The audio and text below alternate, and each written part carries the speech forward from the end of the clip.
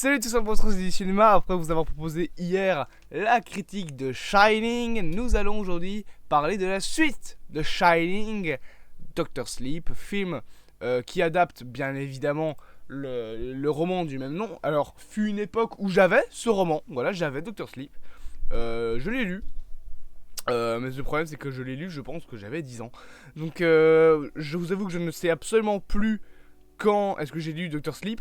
En plus le livre il date de... attendez, de quelle année il date le livre Doctor Sleep? Parce que je sais que je l'avais lu... Attendez, je regarde. Doctor Sleep livre. Il date de... 2013. Ah ouais. Ah ouais putain. Ben merde. Bah t'as attendu longtemps avant d'avoir fait ta suite de ton bouquin Stephen King. Parce que pour ceux qui le nommeraient Stephen, hein, on va faire un petit cours d'anglais ensemble. Je fais pas bouger tous mes trucs. Si je vais bouger tous mes trucs, j'en ai rien à branler. Regardez, hop. Hop. Voilà. Ça se lit Stephen King. Et pas Stephen King. C'est de l'anglais. Donc ça se dit Stephen. Merci. Il y a des gens qui disent Stephen King, moi ça me tue de rire. Ça d'ailleurs c'est l'Outsider. Ça n'a rien à voir, c'est pas un bouquin qui a un quelconque lien avec Shining, mais voilà. Donc Doctor Sleep, le bouquin est sorti en 2013. C'est la suite du livre Shining d'ailleurs. Et donc un livre qu'il a écrit il y a longtemps. Oui, je suis en train de ranger mes trucs en même temps. Qu'est-ce qu'il y a? Il y a un problème? Il n'y a pas de problème. Donc il y a un bouquin qu'il a écrit, que Stephen King a écrit il y a longtemps, après avoir fait un rêve d'ailleurs, où il tuait sa femme, il me semble, ou non, il tuait ses enfants et sa femme dans l'hôtel qui a inspiré Shining, qui est l'hôtel d'ailleurs où la mini-série Shining a été tournée. C'est une grande histoire d'amour. Et donc Doctor Sleep, livre qui a été publié en 2013 et dont une adaptation cinématographique est bien évidemment sortie en 2019, réalisé par Mike Flanagan, qui est un mec dont je ne connais pas le travail, je vous avoue. Je peux peut-être aller voir un petit peu sa filmographie pour vous donner des idées. Donc Mike, comment on écrit son nom? Bah, voilà, comme ça. Donc Mike Flanagan, qui a également fait la saison 1 apparemment de The Haunting of Hill House, La chute de la maison Usher, Serment de minuit. Bon, globalement, il a fait des films d'horreur.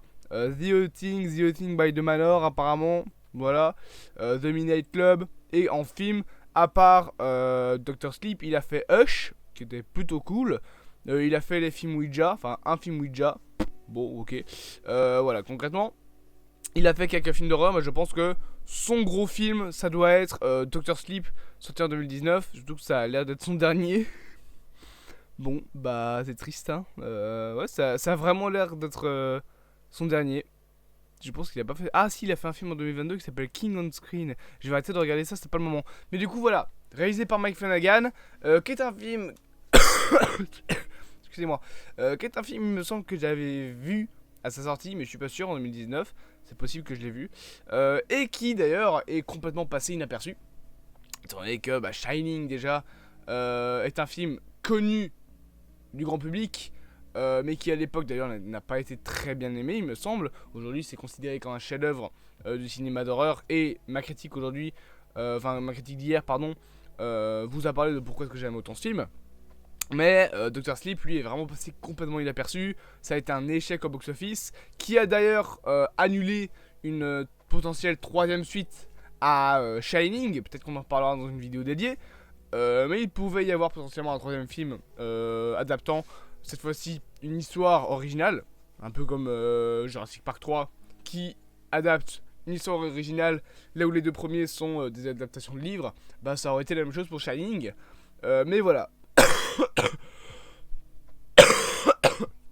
Excusez-moi, vous êtes au courant, je suis toujours autant malade. Shining, c'est donc un film que j'ai personnellement beaucoup apprécié quand je l'ai vu. Je l'avais vu donc en 2019, je l'avais revu en 2021-2022 et je l'ai revu hier pour les besoins de cette vidéo du coup en 2024, 2 ans après mon dernier visionnage. Pour ceux qui ne connaissent pas l'histoire de Shining, rien à voir, de Doctor Sleep, le roman comme le film d'ailleurs, on suit donc Danny Torrance plusieurs dizaines d'années après les événements de Shining. Il est devenu adulte maintenant, Dans le roman d'ailleurs, il me semble qu'il est même devenu écrivain, je pense, mais c'est un peu éclipsé, je trouve, du film, parce que tout simplement il ne l'est pas, je crois, dans le film. Mais du coup, voilà. On a un Danny Torrance qui est vieux, qui a réussi, grâce au fantôme de Dick, donc Dick Halloran, le chef de du fameux hôtel Overlook, à chasser ses démons en les enfermant dans des petites boîtes. Sauf qu'un jour, voilà, une certaine Abra Stone développe un Shining et se fait poursuivre par des mangeurs de... J'en ai marre, les gars. Malade. Donc elle se fait poursuivre par des mangeurs de Shining qui transforment la peur et la douleur en vapeur qu'ils vont ensuite inhaler pour survivre le plus longtemps possible. C'est vraiment un film que personnellement j'apprécie beaucoup, notamment justement avec ce côté retour en fait de Shining. Là voilà, on a les fameux tueurs qui transforment on va dire les gens en vapeur, enfin ceux qui ont le Shining. En gros voilà, ils détectent ceux qui ont une certaine force entre eux, donc un certain Shining assez puissant, vont ensuite les tuer, les torturer, etc. pour avoir leur douleur, avoir leur peur, qui peuvent transformer en vapeur, et ensuite ils vont l'inhaler afin de pouvoir vieillir moins longtemps. C'est notamment la promesse que fait Rose, l'antagoniste principale. Là j'ai pas de photo d'elle, voilà, j'en ai pas, mais c'est la promesse que fait donc Rose à une fille qui est dans le groupe, que vous voyez, elle est très voyante, c'est la blonde qui est censée avoir 15 ans, elle en fait 24, mais c'est pas grave. Elle lui dit voilà, si tu nous rejoins, je te promets le printemps éternel, je te promets de vivre longtemps, de bien manger, étant donné que c'est ça qui mange concrètement, à savoir des gens. Et Abra Stone se fait du coup poursuivre par ces mêmes gens qui veulent son Shining et va donc demander l'aide de Danny Torrance afin de l'aider, et ça va l'obliger à faire ressortir certains vieux démons, voilà, notamment des personnes qu'on connaît bien venant d'un certain hôtel appelé l'hôtel Overlook. Voilà, c'est le pitch de base de Shining, je vais y arriver, de Dr. Sleep, et c'est trop bien. Alors, il y a des points qui peuvent être un peu dérangeants, je sais que certaines personnes vont décrier le film là-dessus, c'est concernant les reprises, en tout cas les scènes reprises de Shining dans Dr. Sleep. Dr. Sleep est la suite de Shining. Vers la fin du film, le seul moyen de battre Rose, qui est la dernière des espèces de vapoteuses, là, je sais même plus comment on les appelle dans le bouquin, enfin, moi je les appelle les vapoteurs. Tous les vapoteurs sont morts, ils se sont fait tuer par Danny et Billy, son pote. D'ailleurs, petite anecdote, Billy après se suicide parce que la fameuse blonde contrôle l'esprit des gens et lui dit de se suicider. Concrètement, voilà, elle arrive à les dire, par exemple, quelqu'un dort et il va dormir. La meuf, c'est Charles Xavier, tout va bien. Mais du coup, à la fin du film, pour battre Rose, leur plan est de retourner du coup à l'Overlook Hotel, qui est donc l'hôtel dans lequel se passe Shining. Et on va avoir pas mal de séquences, notamment celle-ci, qui vont justement être des sortes de séquences remake entre guillemets de Shining. Là vous le voyez par exemple avec cette fameuse scène qui reprend le Here's Johnny.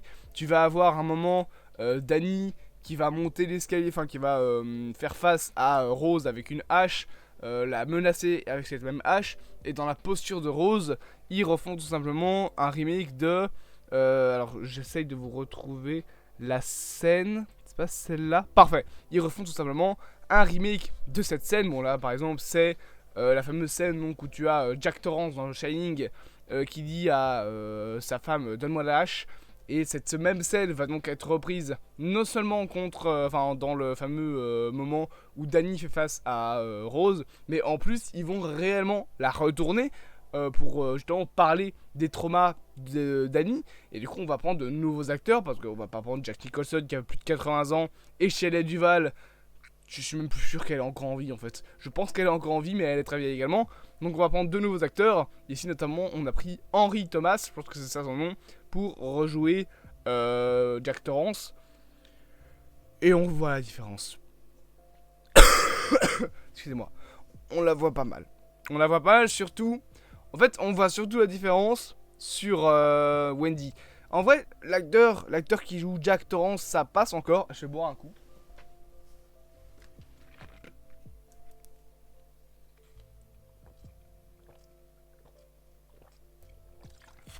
Voilà. L'acteur qui joue Jack Torrance, du coup, je disais, ça va encore. Mais l'acteur qui joue Wendy, tu vois vraiment la différence entre les deux. Tu vois vraiment la différence. Après, c'est comme ça. Les acteurs pouvaient pas être rejoués en même temps, ou alors il aurait fallu faire du deepfake et tout, ça aurait été trop compliqué. Donc ils ont juste redcollé ça en mode voilà, c'est la tranche que vous avez. Après on pourrait expliquer ça avec le temps qui a défilé. Peut-être que tout simplement Danny a cette vision de son père, une vision peut-être un petit peu moins cauchemardesque parce qu'il a pas envie d'avoir une vision aussi cauchemardesque. C'est vrai que Jack Torrance dans Shining, bon bah il est joué par Jack Nicholson. Le mec joue que des tarés. T'as l'habitude de le voir jouer des tarés. Donc peut-être que c'est le temps qui a fait que Danny a une vision de cette scène un peu désaltérée. Il était une vision de sa mère plus jolie. Là où il a une vision de son père plus vieille, plus macabre. Notamment. Mais du coup voilà. Le film passe son temps à faire des petites scènes comme ça, des petits clins d'œil. Notamment une scène que je trouve mais magistrale. Voilà. Je vous parlais donc de Jack, voilà à quoi il ressemble. Une scène magistrale, c'est celle-ci. Voilà, donc une fameuse scène où au tout début du film, tu as Danny qui voilà, a une mauvaise vie, a mal tourné, c'est un mec bourré, etc. Donc il décide de partir, d'aller vivre dans une ville qui s'appelle Frasier. Et à ce moment-là, il va être aidé par un certain Billy, par le docteur John Dalton, qui vont lui donner à manger, à boire, un logement, un travail. Ils sont vraiment gentils, vraiment ils leur donnent tout pour se refaire. Et si vous regardez bien, eh bien le bureau de ce fameux petit docteur John Dalton est exactement le même que Stuart Ullman dans Shining. Je vais vous montrer en zoomant comme ceci, voilà, comme ça on peut regarder. Sur cette scène vous voyez bien donc du coup le bureau est exactement la même. La posture de Danny est plus ou moins la même, excepté qu'on voit que Jack est penché plus vers la gauche, là où Danny est penché vers la droite, une sorte de coupure comme ça, qui est intéressante. Et pareil, voilà, ici, avec le fameux bureau, on voit que les deux personnages, eux, sont penchés dans la même direction. C'est exactement le même bureau, juste c'est cadré un petit peu différemment. Là, pareil, quand on regarde, c'est le même bureau, c'est juste cadré un petit peu plus loin. Ce genre de petite scène est intéressante. Le pire, c'est que c'est pas normal. Excusez-moi, techniquement, c'est pas normal que ce soit le même bureau. Parce que le bureau de John Dalton, il est pas à l'hôtel Overlook. Là où ce bureau dans Shining, il est à l'hôtel Overlook. Donc c'est pas normal. Là, le bureau de Dalton, il est dans un hôpital. C'est pas normal que ce soit exactement, à quelques détails près, hein, notamment les photos qui changent, etc. Mais c'est pas normal que ce soit aussi proche du bureau de Torrance, enfin du bureau de Ullman dans l'Overlook Hotel. Je trouve que c'est voilà, ce genre de petits détails qu'on retrouve par rapport au film Shining. Bien évidemment, on a aussi tous les fantômes de l'Overlook qui reviennent. On a le fameux mec avec sa petite son petit verre de sang là qui fait magnifique réception, ou je sais plus ce qu'il dit, qui est là avec le crâne ouvert en deux. On a les deux fillettes, je sais plus comment elles s'appellent, mais les deux fillettes donc du premier film qui sont également de retour, jouées par un autre acteur, hein, ça paraît évident.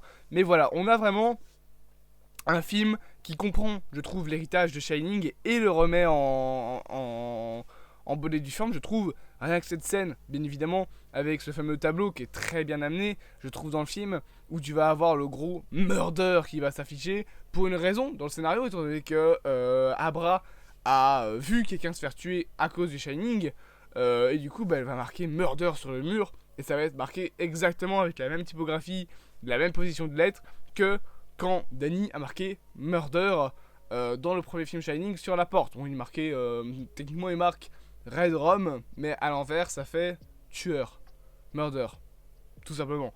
Vu dans un miroir en tout cas, et c'est à ce moment-là d'ailleurs que tu vas avoir Jack qui va débarquer. Donc c'est vraiment un film, je trouve, qui utilise très bien tous les codes qui ont été mis en place. Ouh, j'ai plus d'image.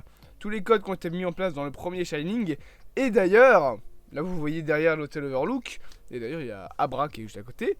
un point très intéressant, je trouve, du film, ça va être la fin. Je ne me souviens plus de comment se termine le livre Dr. Sleep. Juste, je pense que Danny meurt également, parce que dans le film, Danny finit par mourir et donc devenir un fantôme comme Nick Halloran, etc. Mais, par contre, ce que je me souviens bien, c'est qu'à la fin du premier livre, Shining, l'hôtel brûle à la fin, parce que la chaudière explose. Et bien, dans le film Dr. Sleep, on a une reprise de ça, qui n'a pas été repris dans le film Shining. Et dans le film Shining, la fin, c'est Jack Torrance qui meurt enseveli sous la neige, et il meurt congelé, ça va être la fin du film.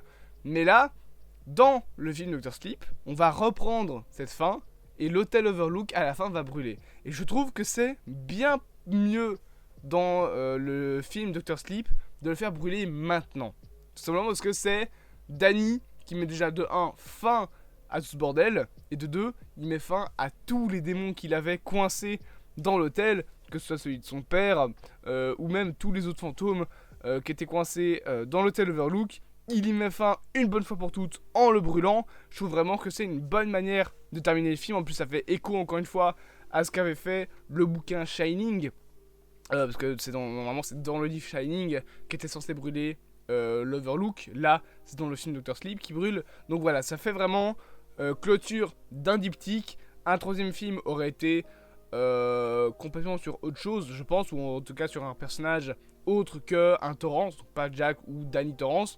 Normalement, le réalisateur a expliqué que ça aurait dû être un film sur Dick Halloran, justement, mais ça ne sera jamais fait, parce que le film a été malheureusement un échec au box-office, ce qui est dommage, parce que c'est vraiment un bon film que je vous conseille de voir. Il a plus de codes de horreur actuelle que Shining, et malgré tout, malgré qu'il a donc ces nouveaux codes de l'horreur, il a quand même cette esthétique que Shining a, notamment l'esthétique audio du premier film. Donc voilà, c'est vraiment un film à revoir, je trouve, qui est très bon dans son ensemble et que je vous conseille vivement. J'espère donc que cette petite vidéo vous aura plu. Bien évidemment, n'hésitez pas à vous abonner, à partager, à liker et à commenter cette vidéo. Et on se dit à bientôt pour de prochaines aventures.